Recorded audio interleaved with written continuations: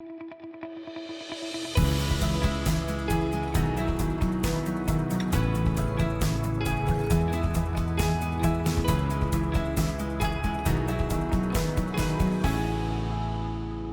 and welcome to Carlos and Lisa. I'm Lisa Remillard. And I'm Carlos Amesquitz. Nice to have you with us, or I should say OMG IDKBRB. This is kind of what you type, isn't it? Like, Do you know what those things are?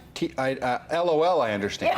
Okay. All that other stuff I just said, I have no idea what that means. Okay, so maybe you are in the same boat as Carlos. Maybe you know exactly what I'm talking about. But have you noticed that for a lot of folks, our English lessons have gone right out the window? And it's an especially big problem with our young people, our teenagers, because of the phone. The way they speak. Because the way they speak. But it's digital speak, it's not verbal speak. But apparently, there's a study that says that digital speak is impacting our actual grammar and the way that our young people are learning how to speak. They don't even know how to talk to us. Well, they don't know how to talk to each other. Or how to talk to each other. Yeah, exactly. Have you ever, do you remember, I vividly remember being a teenager and being in the kitchen. I was a full-grown adult then already. You were yes. You were, in fact, this age when I was a teenager. And I would pick up the phone and I would talk on the phone to my friends for hours. And my dad would, because there was no such thing as call waiting at the time. My dad would get off the phone. Right. But kids don't do that anymore. They're playing their video games or they're, multitasking while they're texting. communicating. But what is that really doing for them? What is that really doing for them in the long run? How are they going to be able to manage a job? Okay, so how long ago did texting really start? Think about this for a second. I remember it very vividly because I was living in England at the time, and it was 2002. Oh, you were? I didn't know that. Yes. That's incredible. 2002. You're living in London, where? I was living in London. Near Mayfair, where? See? Next to Trafalgar Square. Did you see that I just said You just became a phone. You see, I did it. I just affected her phonetics. The thing is that in 2002, I remember it was huge in England. With the BlackBerry stuff, right? Yeah, and BlackBerry. Blackberries. And everybody, but we didn't really, it hadn't come over that way in that magnitude. So I was doing it there, and then I thought to myself, oh, this is going to be awesome when we get back to the States. Right. But people wanted shortcuts, and so that's what happened. So we started with the shortcut thing. And I remember the first time I got one of those weird LOL, TRTBB. Right. And some of it was swearing, and I didn't know. So I would go back with it, and Did they throw a WT in there? And I didn't know what that meant. Right. What, the find? I'm finding what? No. Okay, so we brought a guest in to talk a little bit. You did? Or we did? I just said we did. Oh, okay, fine. Did you not hear me? Yes, I'm trying to listen. Okay, we brought in Dr. Kenneth Luna. He is the chair of the Department of Linguistics at Cal State Northridge. Dr. Luna, welcome. Hi. Nice to have you here. It's a pleasure to be here. Okay, so this study is talking about the fact that the actual grammar skills of our youth are being affected by this text speak.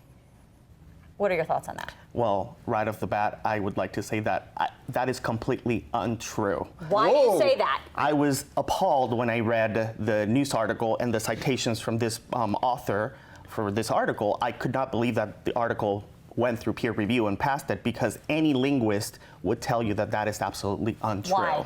Well, there are many things here, right? The first thing to think about is to think that this writing, and I'll talk a little bit about the writing part. This writing is affecting language, and people have this perception that writing is language, and it is part of language, but it's actually not language itself, like in its essence. So what you're saying is text, the actual writing is totally separate from what comes out of our mouth. Exactly. Okay. Language is primarily oral. It's speech, right? When we look at the history and what the findings, we see that language has existed, between it started 80,000, 150,000 years ago, and that was speech. Writing, there's a debate about when writing started, but the traditional figures are 5,000, 6,000 years ago.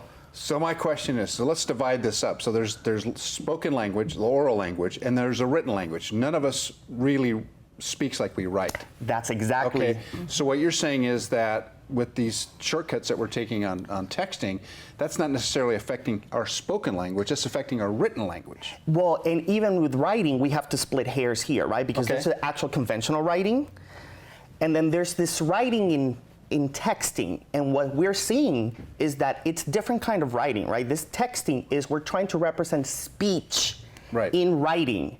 So it's writing of speech as opposed to writing of language in general, this isn't that bigger interesting? umbrella, right? LMAO. Right now. LMA. Is that right? No. No. What? I don't. MAO. MAO. Yeah, okay. There you go. Mike, okay. But see how that didn't really translate? I just made I made a joke, but that's actually what's happening. I would argue Trying it's to not think really a about what joke, that but- does in the demarcation between spoken and written, as you mentioned. Right, but I mean, if you think about it, like we don't really, when we actually having a conversation and talking, we don't really necessarily, we don't say LOL, BRB, No. LMAO. Are you kidding me? Right? Yes, people I do. mean, no, we do, right? But it's kind of like in a joking way. Yes, it's a joke. Right, it's a joke, but there's a distinction. People are aware of what's actual writing, proper Okay. writing, and then texting. I want to talk about what you actually see, because you see students, I mean, obviously they're coming to a linguistics class, so you would imagine they're on their best behavior when they come to see you. However, do you notice that the grammar is not where it should be? No. Really? I mean, actually, I don't see it in my classes when they're writing essays. I've never come across in any of my classes, undergraduate, certainly we don't expect it in graduate students, right? But undergraduate, you ask school teachers if they actually see this texting, writing, speech in essays, and they don't. They may see someone here and there, oh yeah, this person, so-and-so does it, but they don't do it. I want to talk about the dangers, though, of so perhaps this particular article in this day and age where we are right in this moment isn't affected by the language and the speech and the grammar. But are there any red flags that you see with this kind of behavior of texting and shortcutting and in the future? Is there anything? No, we don't. I mean, language is continuously evolving, right? Language it's a living thing, certainly speech. I mean, no one can really tell us how to talk. And language has evolved throughout time, and it's going to keep on evolving, and the world is going to keep on spinning around whatever we do with speech and however we change writing or something, right? But So parents don't get mad at your kids if they're Right. like texting Right. shortcuts. That's interesting. Yeah. they're different, they're different things. And one But thing. what if they don't know the difference between the word you, Y-O-U, and the letter U? What if they don't know the difference? But they do, right? Because they go to school, and in school they learn how to write you, and they've seen it, right? But then all of a sudden in texting they put in you. What's interesting, if you think about it, if you're abbreviating or taking letters out in texting, in order for you to take letters out, you need to know that they were there in the first place. That's a good point. THX for that. THX, yes. Yeah, thanks. So here's the thing. In our next episode with Dr. Luna, we'll talk about emojis and how that's changing languages. Okay, so that's There's a whole research it's a whole field. different beast. Yeah. Wait, emojis are a research Right, field? it's an How do I entire get that job? Yeah, I mean, what emojis mean, how they change meaning in different cultures. One emoji may mean something in English, but Yeah. in Spanish it means something different. In whatever other See, language it there's means the something danger. different. See, that's crazy, isn't it? Well, that's Because interpretation. there's like an emoji committee that decides what emojis are in what language. Correct. But then it invokes different emotions, and then who knows? Right. It could run into problems there too. Actually, there's been a lot of research coming from Coventry University in the United Kingdom the last couple of years that show actually that texting improves literacy scores in exams, okay? The earlier you start, the more you start texting, it improves literacy. The earlier you get a cell phone and start texting, it improves literacy, right? Wow. Yeah. Fascinating. Yeah, my 4-year-old grandson texted Jam the other day. I knew he was talking about Michael Jackson's song. Really? Jam. Yeah. That's an interesting. He's learning how to spell very early because of that. Isn't that incredible? But anyway, that was what a wow, great fascinating. conversation. It went in a direction we had not anticipated. I did not think that was gonna. Well, I did not think we were gonna end up in emojis. Yeah. I did not think. Not at all. I like this emoji. Emojis are great. Here's my That's one of the here's ones my that- favorite emoji.